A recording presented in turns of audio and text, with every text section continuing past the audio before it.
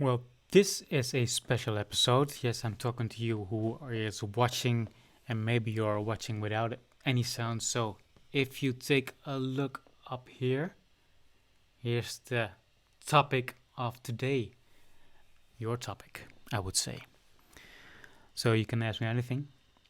Um, don't do stupid questions because there are such a thing like stupid questions. Um,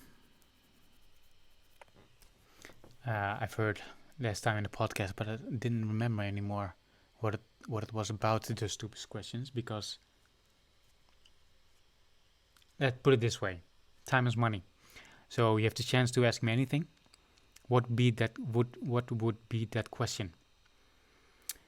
Could be about entrepreneurship. Maybe you have a business running. Maybe you have a question about a client.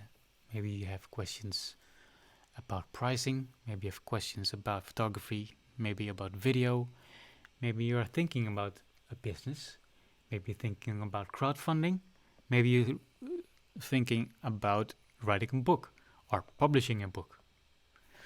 Just to give you some ideas to what's on your mind and share it so I can hopefully help you out.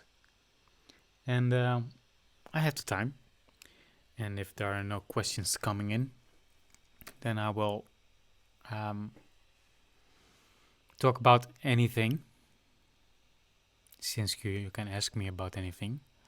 But I have a few topics to talk about. Let's see. What can I do to make you think about a question which is burning on your lips and make this a more special episode than it is right now?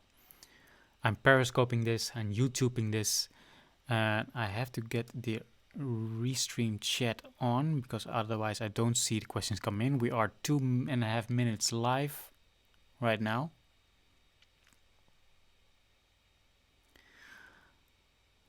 I didn't even watch the news today, but I was working all day inside to Photoshop and working also on a website for a client of mine. I also know a lot about WordPress websites, so maybe you have a question about that.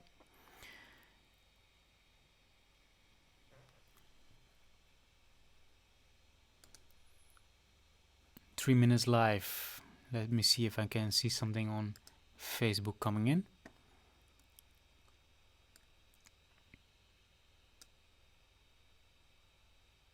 And otherwise, just say hi and say where you are watching from, which city, what are you doing right now, and what are your plans next week.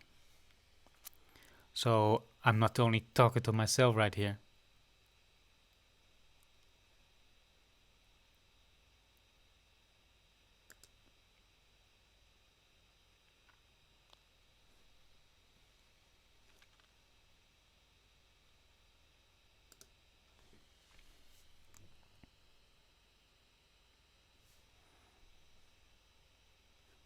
And maybe you are watching this during the restream. I also know this is a quite late Q&A. So maybe you're ready to go to bed already or watching a TV program. For me, myself, I don't have a TV for almost 9 years right now. I don't miss it. I have enough to watch on Netflix, for example. Let's see, maybe there's a question coming in right now.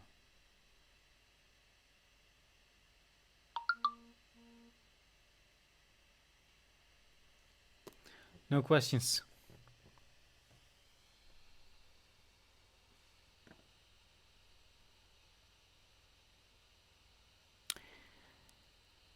Well then, if there's no questions coming in, because I'm almost 4 minutes live, I should tell a story then, huh? Well, the topic story of today is how did I get my first client when I began my business. I think maybe that's interesting to share because I don't always share that I only share it with a few people, but it's also nice to share it with you.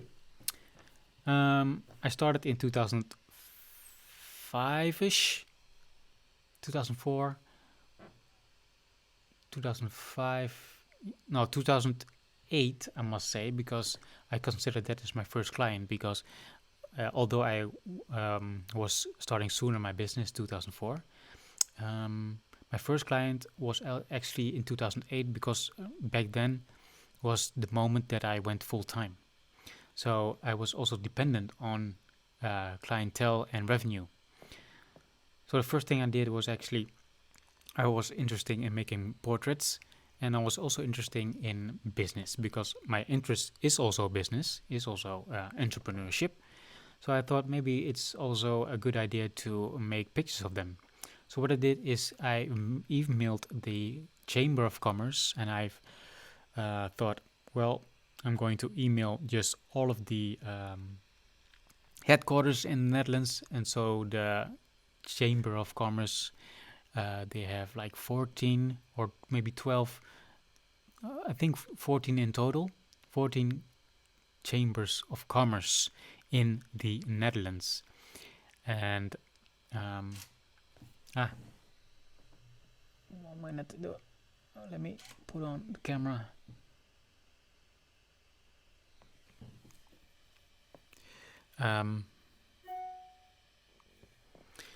So I made this email that I was interested in portraying people in with their entrepreneurship for their magazine, which they brought out. So I found this email address. I found. Hey, maybe there's a question coming in. Nope. So I emailed those 14 addresses, those 14 Chambers of Commerce addresses, and I got like 10 emails back, because the Chamber of Commerce is always, this is what I learned, that they said they could only work with entrepreneurs in their region of area. So that made me think, oh wow, this is, I didn't knew that. So you could say that 10 emails were like spam for them. But they were all very kind to answer me that they couldn't help me out, even though if they wanted to.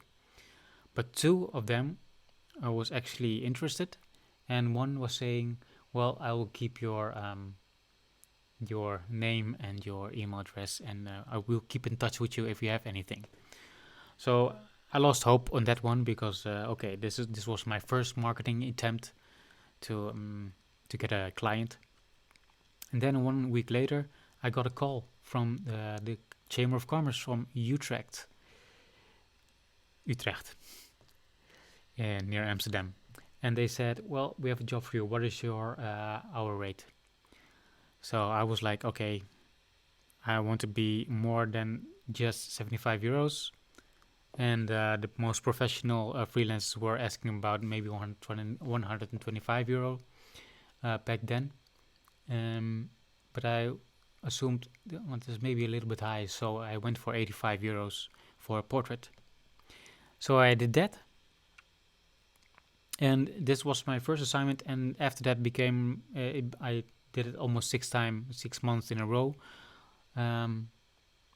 which was very successful.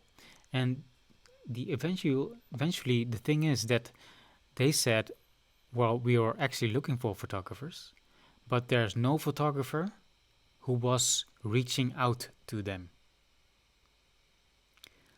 So let me repeat. There are no photographers reaching out to them, and that doesn't, I think most photographers are forgetting that.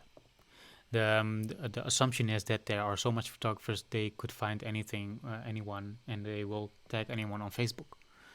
And then it then becomes a numbers game, because it's very hard to get a job via Facebook when there's so many photographers are reacting to one job if there's something on the market. So my tip to you, I guess, is to reach out to that market, and you will see 9 of 10 times that the people you're reaching out to, they are not very much approached by photographers. And I hope hopefully this story will inspire you to do that. If you have a client in mind, email them. Make the contact first, and you will reap the benefits. It's like sowing the earth and then reap the benefits later. Well, I think it's not so much crowded today. I'm also going live on my other Facebook page, which is a lot less spammy, on my personal page. Otherwise, my friends all think I'm nuts, spamming them all around. But well, I guess this is it. I would love to if you liked my video, not only on Facebook but also follow me on the YouTube page, because I'm trying to get, well, let's say 50 followers, because I am in 28 right now. It's going very slow because I wanted to 100, but let me and normally I don't do this. Let me lower the goal just a little bit to make it attainable for me right now. 50 people like it and follow me and hit the bell, and I will see you next time, hopefully tomorrow. Ciao. Let me stop the stream.